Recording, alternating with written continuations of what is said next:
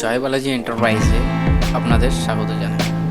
আবার একটা নতুন ভিডিও নিয়ে আপনাদের সামনে চলে এসেছি। আপনারা দেখতে পাচ্ছেন আমাদের এই ভিডিওতে কাস্টমাররা ভিজিট করেছেন আমাদের কারখানায় এবং তারা মেশিনগুলোকে দেখে নিচ্ছেন। আমাদের কারখানায় অল টাইপস মুড়ি মেশিন অ্যাভেলেবেল রয়েছে।